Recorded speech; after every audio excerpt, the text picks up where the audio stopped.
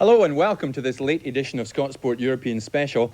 Coming up, UEFA Cup action involving Aberdeen and Dundee United, pictures of that Hibs' famous victory in Hungary, and the key moments in Rangers' European Cup return match against Bayern Munich. Eamon Bannon, a player with vast European experience, he is with me tonight and we'll be discussing the talking points from tonight's matches.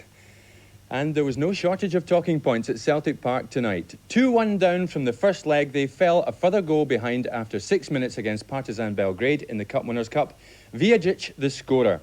Celtic's Polish striker Jackie Dzikanowski equalised. Then just after half-time, he got a second. 2-1 Celtic at this stage, 3-3 on aggregate. Then 2 minutes later, further disaster for Celtic, Djordjevic scoring for the Yugoslavs, but Big Jackie completed his hat-trick to make it 3-2 for Celtic. Again, Partizan hit back, Jurovski made it 3-3.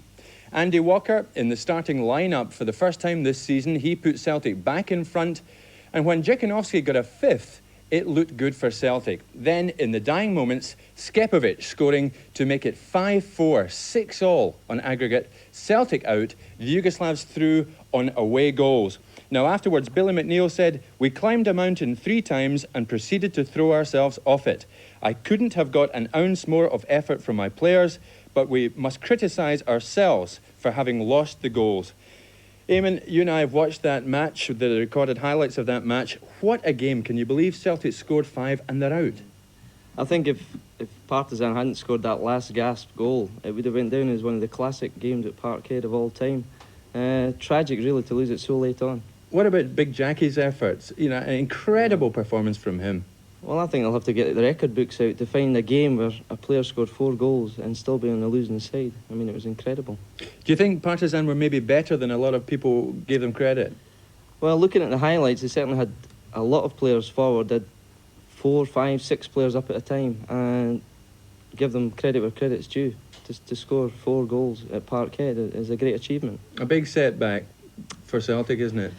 A vast disappointment for Celtic. I mean, how they'll react to that on Saturday, I don't know. I think they're travelling up to Pittodrie. Aberdeen also played tonight, so that should be an interesting game. Big setback for Celtic. 5 goals and losing. Incredible. Now, Rangers were in action in Munich tonight in the European Cup. 3-1 down from the first leg, and nobody really expected them to overturn that against mighty Bayern Munich.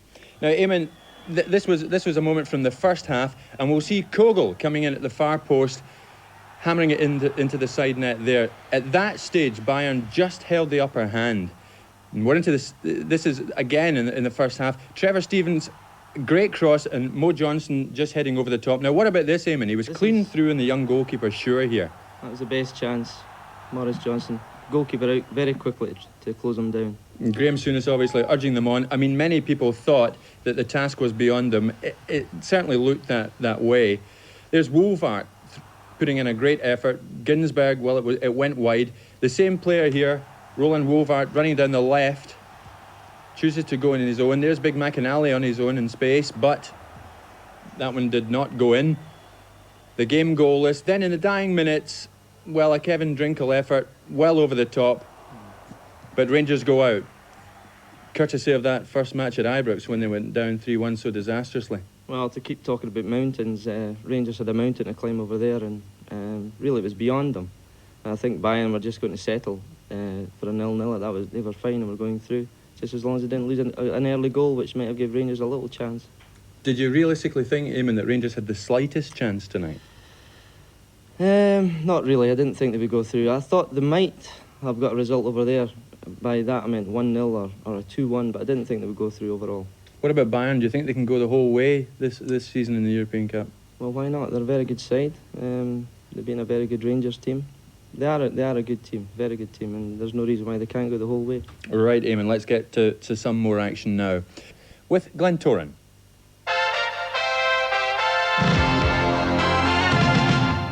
Well, of the 5 Scottish clubs, Dundee United were thought to have the easiest task after their 3-1 victory over the part-timers Glentoran. But with pride at stake, the Belfast men stated that they weren't coming to Tannadice just to defend. Our commentator at the match was Rob McLean. Dundee United chairman and manager Jim McLean disappointed with the 1-1 draw against Hearts at Tynecastle on Saturday, and he rings the changes. Out goes Paul Hegarty, the veteran defender, And in his place comes John Clark. Mixu Patalainen, after only 1 goal this season, is dropped. And in the number 11 shirt is Alan Preston for his first game of the season. And there is Kevin Gallacher, and much will depend on how he performs for Dundee United tonight, an established Scottish international. Well, injuries play a part in the Glentoran lineup. Ron McCreary, brother of David, who plays his football in Scotland now for Hearts, and Raymond Morrison, both midfielders, both left behind when Glentoran left Belfast, both injured. But in the side, Johnny Jameson, who scored Glentoran's only goal in Belfast. There is 20-year-old Raymond Campbell, who learned his trade at Nottingham Forest alongside Dundee United's Jim McInally, but won't be looking to do him too many favours tonight. And tonight's Tannadice referee, Englishman Neil Midgley. So it's the part-timers, the Irish part-timers Glentoran, who start tonight's first round, second leg UEFA Cup match against Dundee United. And the ball immediately all the way back to one of the heroes for them of the first leg in Belfast, Dean Smith. Immediately the ball pumped down deep into the Dundee United half. The early exchanges, and Glentoran with a chance to break through the middle. And that was George Neal wearing the number 2 shirt for them tonight, but gathered safely by Billy Thompson. Thompson downfield looking for Hines. Hines gets his head to it, flicks it on. Gallacher keeps it up and knocks it off to Dave Bowman. Back to Cleland. He pumps that ball forward. Hines again, jumping with Terry Moore. Hines wins, and good control from the big man. He's got Bowman outside him. Here comes the right foot cross. 3 Glentoran defenders go for it. It comes, though, out to Freddie van der Hoorn. A great shot from him, and a great save from Dean Smith, the Glentoran goalkeeper.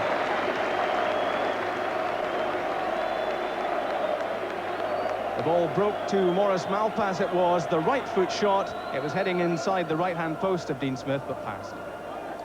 Smith clears downfield. Up goes Jameson. Knocks the ball sideways, looking for Campbell, wearing number 4, but playing left midfield, his customary position. John Clark to McInally in the centre circle, and he gets that one away to Alex Cleland. Cleland, not many options forward, so he has to play the ball square. David Neary and John Clark exchanging passes. Now here's Neary, a chance to shift it forward. Jim McInally, that's a good turn, gets him away from Caskey and finds Kevin Gallacher on the right. Gallacher teasing the Glentoran defence, looking to get to that byline. There he gets, chips it back. A chance at the near post for David Neary, and that's just past. Well, it's not often you see David Neary in that sort of position, and his shot was only just wide.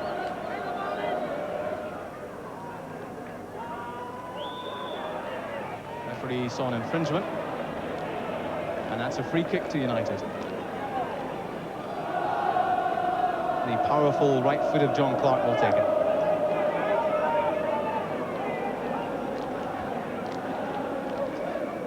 Clark drives it forward, looking for Peter Hines. Hines against Moore. Moore wins it. The ball up in the air, and Totten completes that Glentoran clearance. Only as far as Jim McInally. McInally did well there, but again, Caskey bringing him down after the United number 10 had gone clear.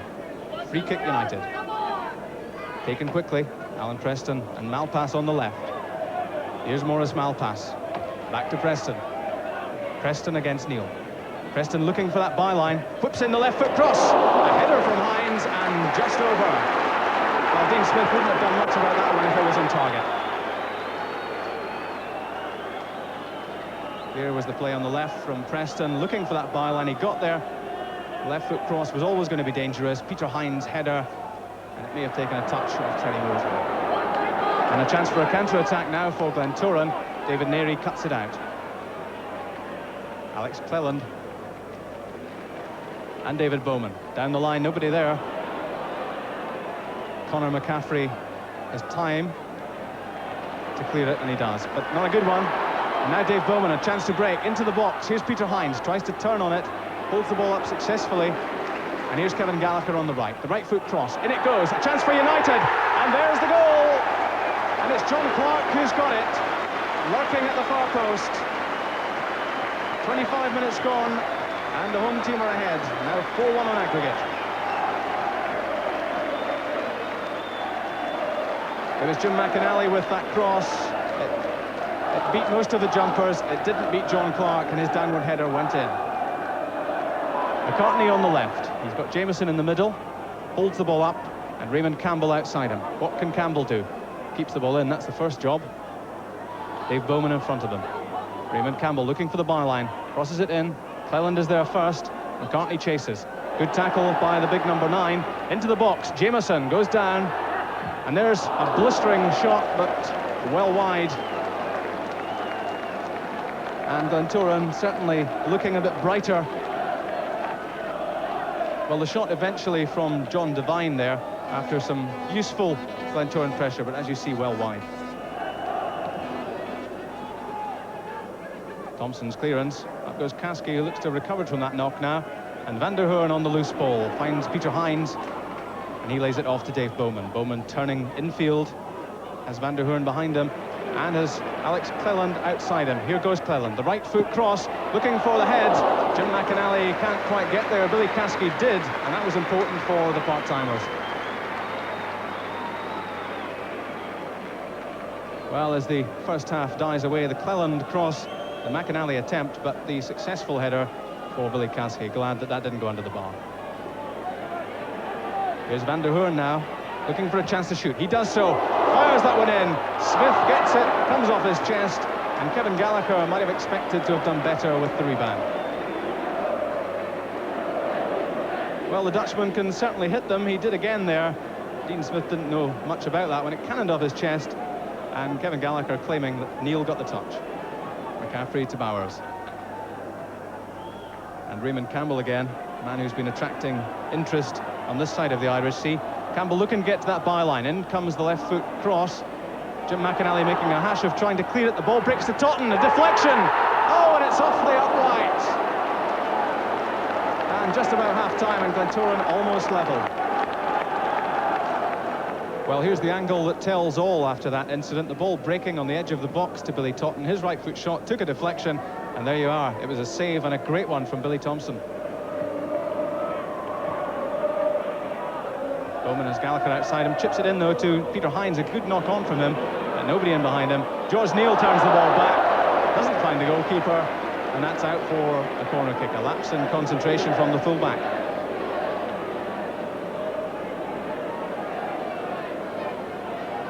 Corner kick on the right.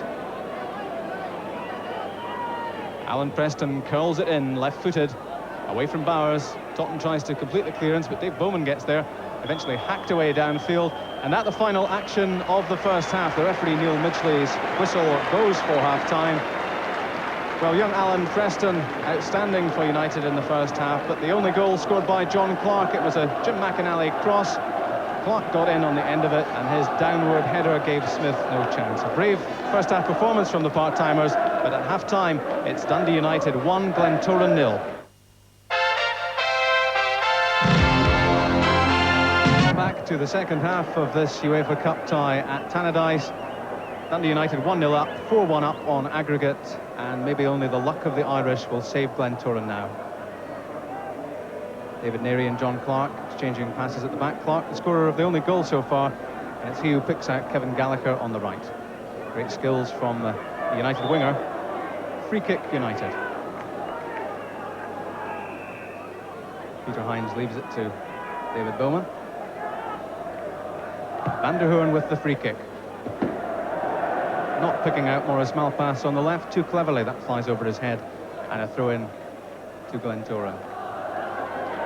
Glentoran again trying to apply some pressure. Johnny Jameson misses the jump, and the ball aimlessly through to Billy Thompson. It's a long clearance from Thompson. Peter Hines at the second attempt manages to pull that ball down with his right foot. A shooting chance for Van der Hoorn. His right foot, it's fly. Dean Smith, a chance for United, and it's Gallacher on the rebound, and Dundee United are 2 ahead. Van der Hoorn with the shot, Gallacher with the score on the rebound. Well, less than 3 minutes of the second half gone. Van der Hoorn shot, Smith couldn't hold it. Gallacher couldn't quite get that ball under control. Eventually he did, fired it home.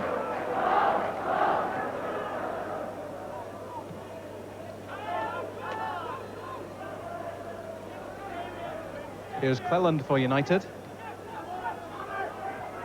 Finds Gallacher. Promising attacking play from United, ends with the tackle from McCaffrey. Cleland quick to collect and quick with the throw. Hines can't control it. Now here's Van der Hoorn. And Alex Cleland, a chance to cross. The right foot, the header from Hines! It's off the post! Tremendous save by Smith. Here's Van der Hoorn again, the danger not over for the Irish. Jim McInally and Malpass linking on the left. Well, Glentoran had Dean Smith to thank in the first leg for some fine saves, and he's been doing it again tonight. That one from Peter Hines, which he touched onto the post.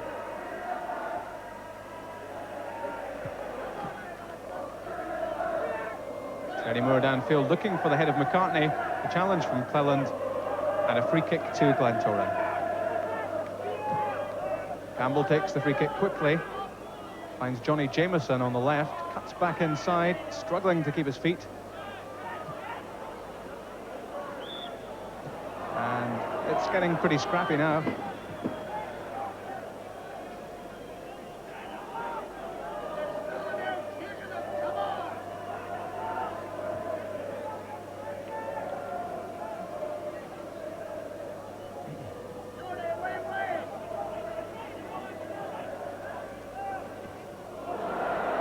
Well, that was a shooting chance for John Devine, which he didn't make much of.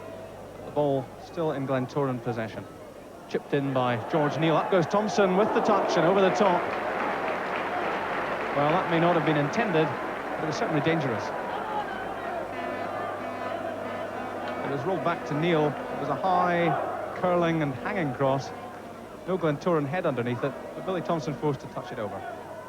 David Neary, such composure on the ball, the United defender, comes away with it and sets up an attack, all in the same move. Here's Neary again, and here's Alan Preston. United breaking downfield, three in the middle. Preston racing towards that byline. The left foot cross, up goes Gallagher's head, and it's off the top of the crossbar. Dean Smith beaten, and that was a lovely move by United. There was Preston's cross, curled away from Smith. He'd no chance of getting to the cross, and the header came off the top of the bar. Oh, that's a bad ball by McInally, and it's intercepted by Johnny Jameson.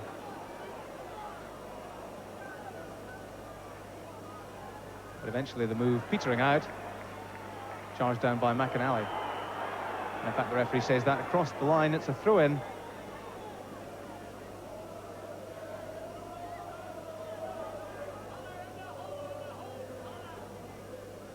Now here come Glentoran into the danger area. Johnny Jameson finding a way past Clark. He touches it in, and McCartney's shot off target. That was a great chance for Glentoran to pull one back. Well, that was a slip. John Clark letting Jameson past him there. He cut the ball back cleverly and quickly. McCartney's shot just wide. Cleland downfield to Peter Hines. That's a terrific turn. Takes him past McCaffrey. And another terrific bit of pace and skill from the Dundee United number 9, but brought down fairly unceremoniously by Terry Moore.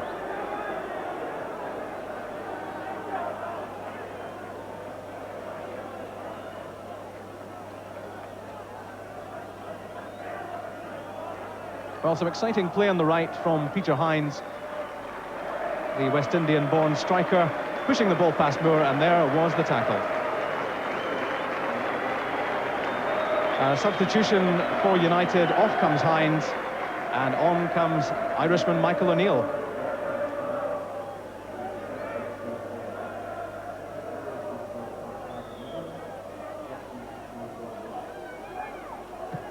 The Krivokapic free kick, looking for Clark's head, gets it down, and an early chance for O'Neill. There was the free kick. Again, the aerial menace of John Clark. This time, though, Michael O'Neill, with his first touch of the ball, couldn't quite get it on target. McCaffrey gaining some respite for Glentoran, but most of their promising moves have broken down at the final hurdle. As we go into injury time, Michael O'Neill, the Irishman, on the ball. He'll know a lot of faces around about him in the opposition. He on the left with the right foot into Clark. John Clark chips it forward. Here's Michael O'Neill. Can he put it away? The shot! And it's over. Kevin Gallacher screaming at him in the middle, saying that should have been mine. O'Neill smiles, but he really might well have cut that one back to Kevin Gallacher, as it was a couple of feet off target.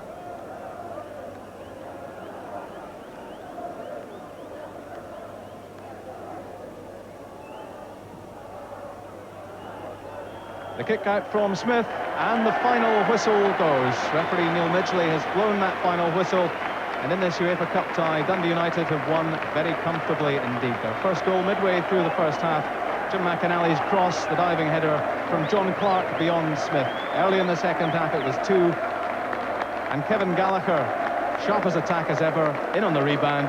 That was the second. 5-1 on aggregate. United through very comfortably indeed. What a brave performance from the part-timers of Glentoran.